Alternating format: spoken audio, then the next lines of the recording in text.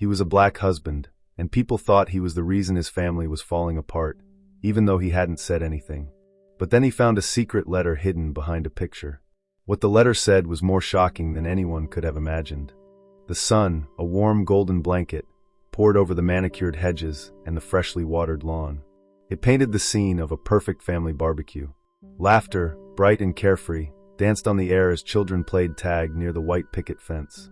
The tempting aroma of grilled burgers mingled with the sweet scent of corn, a classic summer symphony. It should have been idyllic. Perfect.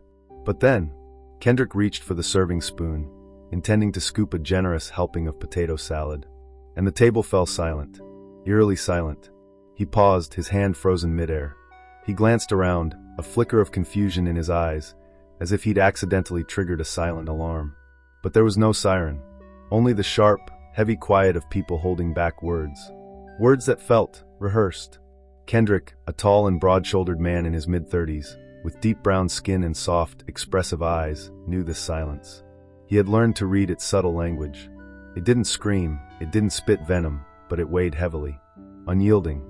Slowly, deliberately, he withdrew his hand, resting it on his lap. Beside him, Emily shifted in her chair. She offered a smile, but it didn't quite reach her eyes. Emily, his wife, was a striking contrast to him. Light blonde hair, tied loosely in a ponytail, a flowing summer dress that swayed gently in the breeze. She had always been kind, fiercely loyal. But lately she seemed caught, torn between two worlds, Kendrick's truth and her family's comfort. Across the table, her mother stirred her iced tea with unnecessary force.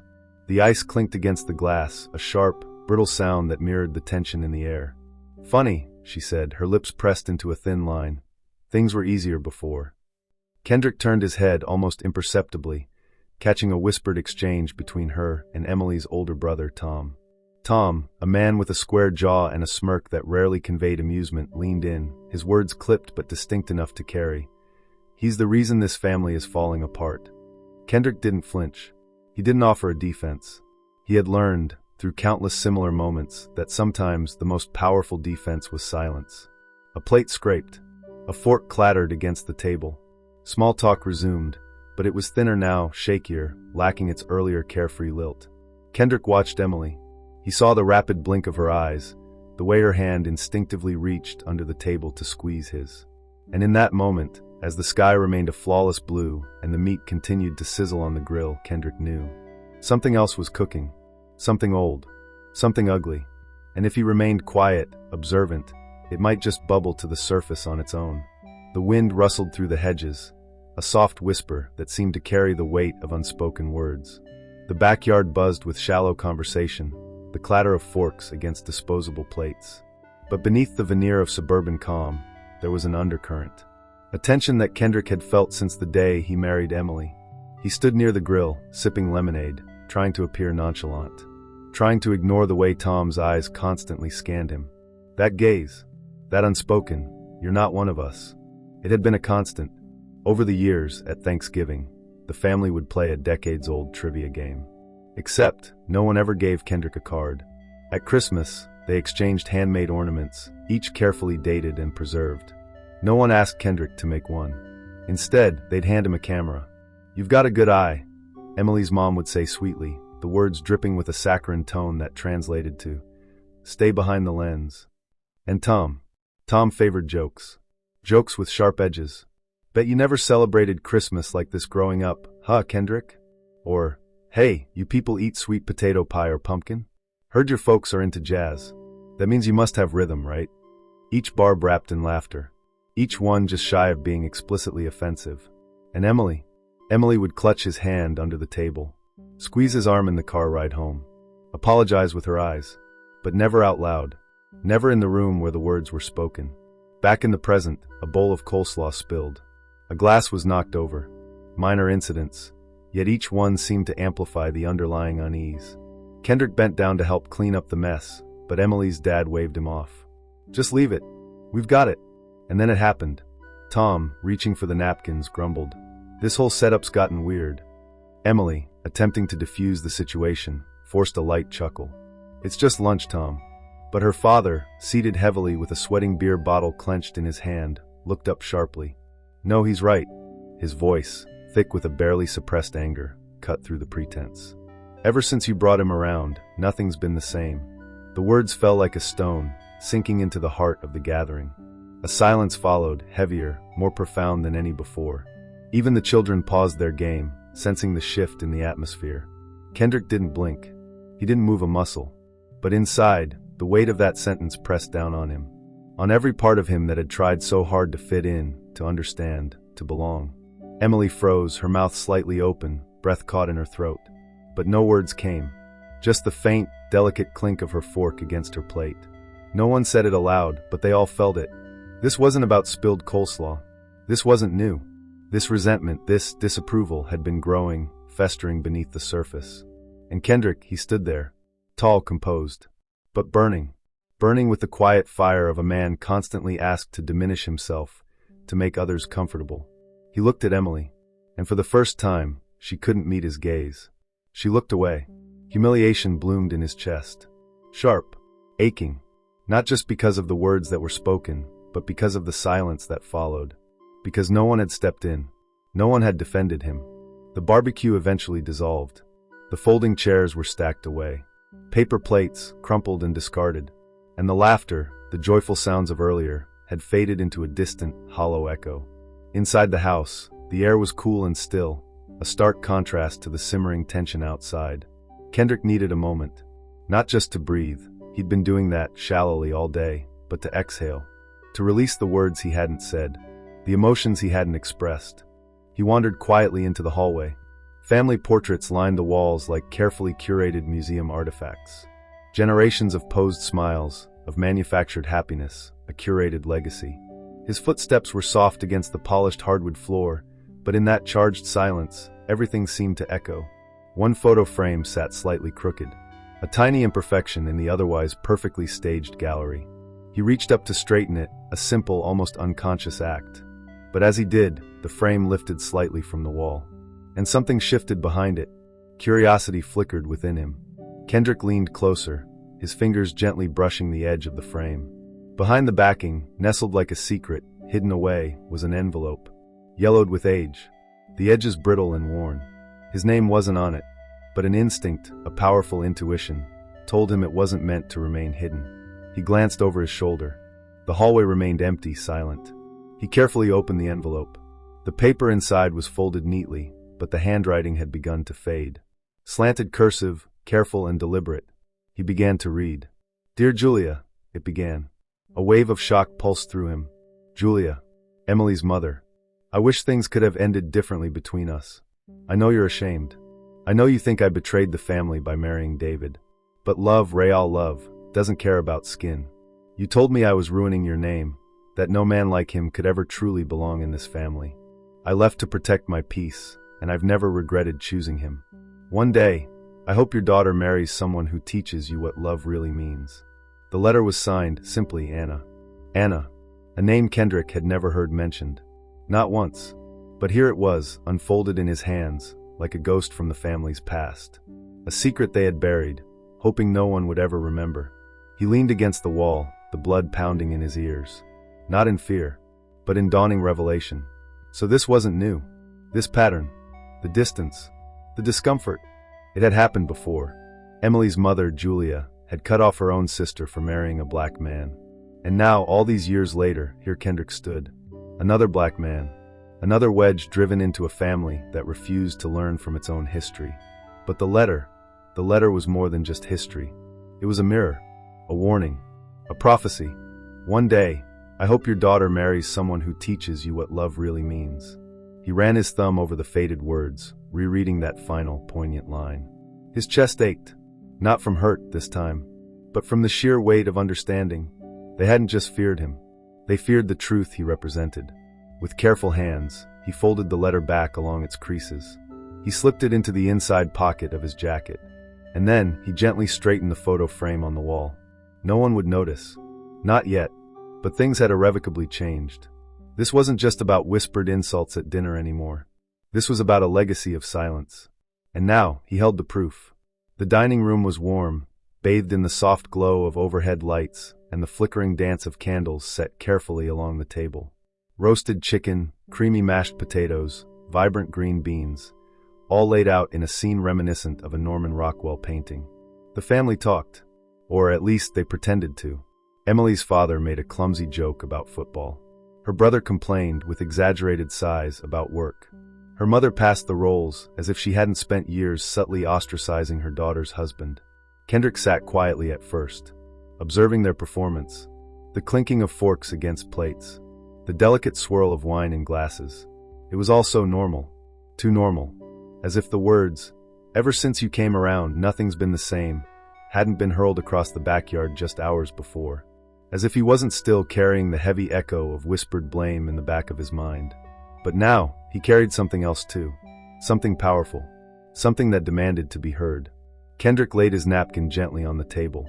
He stood, no clinking of a glass to gather attention, no clearing of the throat, just his presence, immediate and undeniable. The room quieted. Every eye turned towards him. He reached into his jacket pocket. "I found something earlier," Kendrick said, his voice steady, measured. "Something I think we should all hear." Emily looked up, a flicker of confusion in her eyes. Then she saw the edge of the yellowed envelope. Her mother froze, her fork suspended halfway to her mouth. Kendrick unfolded the letter slowly, deliberately. The candlelight flickered across the aged paper, casting long, dancing shadows on the tablecloth. "Dear Julia," the first two words alone seemed to drain the color from Julia's face. Her father shifted uncomfortably in his chair. "Now hold on, Kendrick. This isn't the time." But Emily's voice cut through his protest, sharp and clear. "No, let him finish." The silence that followed was thick, heavy. Kendrick's voice carried through it like a gentle breeze disrupting stale air. "You told me I was ruining your name, that no man like him could ever truly belong in this family." Julia's lip trembled, a flicker of vulnerability crossing her hardened features. Emily's brother, Tom, muttered something under his breath, but no one dared to interrupt again. "One day," Kendrick continued, his voice resonating with quiet strength, "I hope your daughter marries someone who teaches you what love really means." He paused, letting the weight of the words hang in the air, letting them echo in the sudden, profound silence. Then, he carefully folded the letter and set it gently on the table, beside the untouched basket of rolls. "You all want to believe I'm the one who changed this family," he said softly, his gaze sweeping across the room. Eyes met his, then quickly darted away, unable to hold his steady gaze. "That I'm the reason things feel different." He paused again, a beat of silence for his words to sink in. "But I didn't draw this line. That line was etched into your bones long before I got here. You just hoped I wouldn't notice." Emily's mother opened her mouth, as if to speak, to defend herself. But no words came. Her hands clenched tightly in her lap, knuckles white. "And the truth is," Kendrick continued, his voice softening slightly, "I didn't come here tonight to call you out." He turned to Emily, his eyes gentle, filled with a deep tenderness. "I came to protect her, from ever believing she had to shrink herself to make this work." Then, almost as an afterthought, but with a pointed emphasis, he added, "And by the way, your sister didn't vanish." Gasps rippled through the table, breaking the heavy silence. "She's alive. Well, and wiser than all of us combined." He pulled out his phone, his fingers tapping the screen once. He held it up, displaying a photo. An older black woman, her face etched with warmth and resilience, smiling brightly. Her arm was wrapped around Kendrick's shoulder. A park, bathed in sunlight, formed the backdrop. "I found her months ago. I reached out.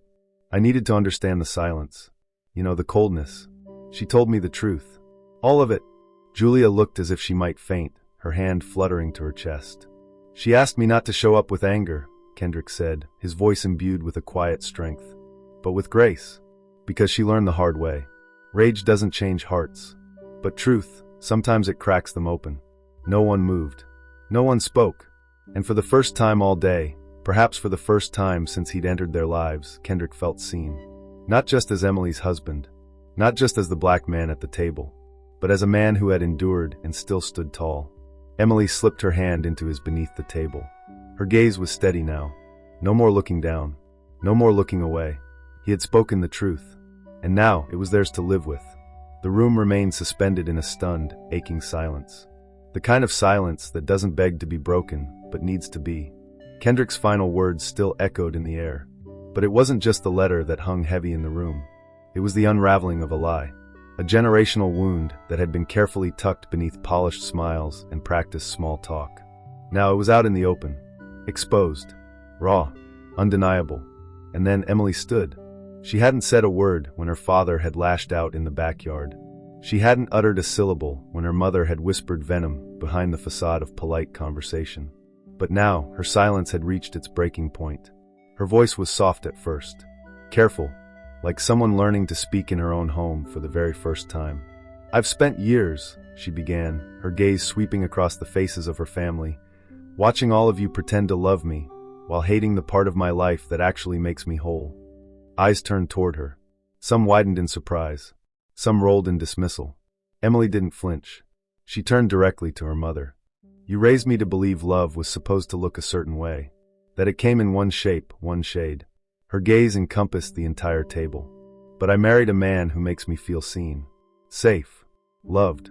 She paused, her voice cracking just barely, a fragile thread of emotion breaking through her carefully constructed composure.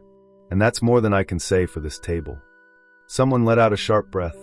Julia's eyes welled with tears, but her expression remained cold, unyielding. Emily looked at Kendrick, and he met her gaze with the same calm strength that had carried him through the evening. "I've been quiet for too long," she said, her voice gaining strength with each word. "I thought that if I kept the peace, eventually you'd come around." She shook her head, a gesture of finality. "But love doesn't beg to be tolerated. It doesn't hide in the corner while people whisper across the room." Her father opened his mouth, ready perhaps with another dismissive line, another attempt to regain control of the narrative. But Emily was already moving. She was stepping away from the table. She walked over to Kendrick and reached for his hand.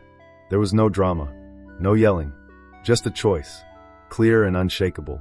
The two of them turned together, their backs to the table that had once represented home. No one called after them. No one offered an apology. But Emily didn't look back. Not once. The front door clicked softly behind them, a quiet punctuation mark on a conversation that had spanned decades. Outside, the late afternoon sun cast long, dramatic shadows across the driveway. Birds chirped, their songs seemingly oblivious to the turmoil within the house. But everything had changed. They didn't speak at first. They didn't need to. Emily's grip tightened around Kendrick's hand as they walked slowly and steadily toward their car. Each step was a release.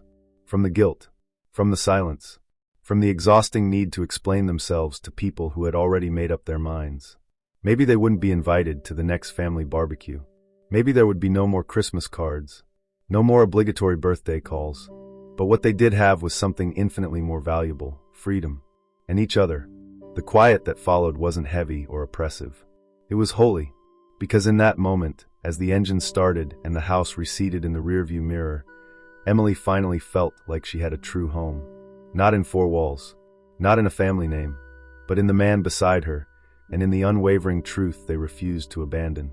The sun had begun its slow descent, painting long streaks of gold and rose across the sky. The kind of light that softens the edges of the world, making everything feel gentler. Like the world itself was offering a silent apology. On the front porch of a quiet house, far removed from the judgmental circle of folding chairs, far from whispered comments and narrowed eyes, Kendrick and Emily sat together.